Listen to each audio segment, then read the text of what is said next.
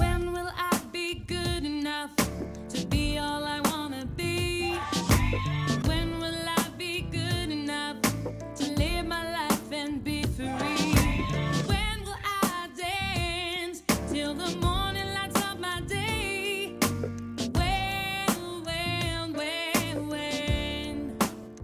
For me, you're somebody that connects inside himself and then takes that connectivity out there to the world on a, shall we say, a max scale, a very large scale.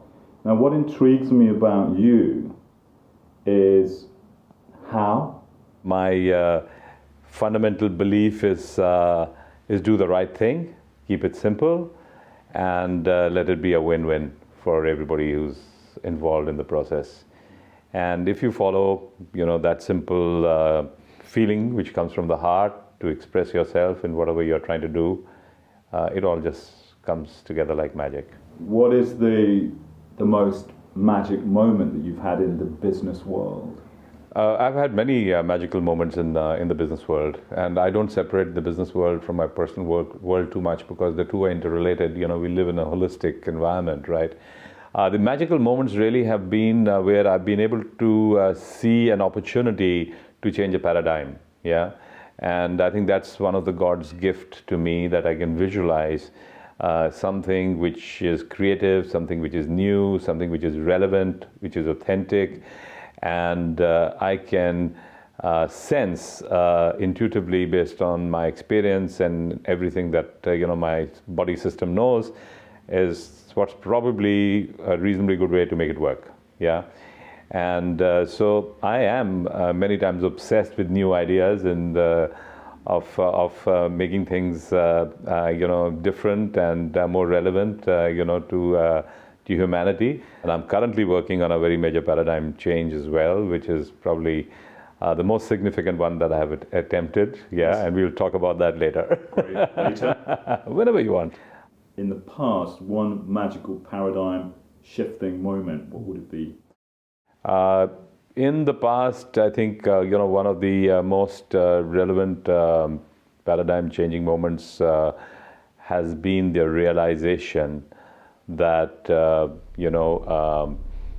human body is substantially energy, yeah, and therefore understanding energetics, biochemical processes, and electromagnetics is very important, to understand to whatever extent we can in the limited time we have in this world, because it's a very complex subject. Yeah, it has got a lot to do with finding solutions to health and keeping well. And so I have now a hypothesis that I'd like to pursue, and that is to be able to provide diagnostic capabilities which will identify the root cause of illness and then treat it with the best possible innovative and integrated therapies that are available from any domain in the world, whether it be Ayurveda, whether it be homeopathy, or whether it may be Chinese medicine, and so on and so forth. So it's to try and bring this picture together: root cause analysis on one side, yes, yeah, and the best possible therapies that are available to address that root cause on the other side. Yeah, and that's a very significant change in the way how patients are treated for disease in today's world. So for you, what is the root cause of disease in your eyes? I think when we live a life which is not aligned to the universal laws and nature, you create a dissonance, and that dissonance reflects somewhere in your health.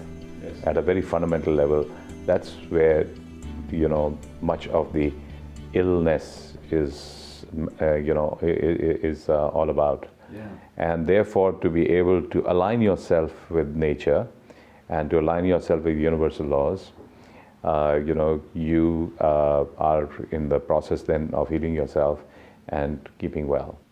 But this is all an individual path for every individual, so there's no one rule or one prescription that works for everybody, and therefore it requires a lot of focus on oneself and to listen to oneself and to understand oneself and to be able to identify where the outages are, which have to be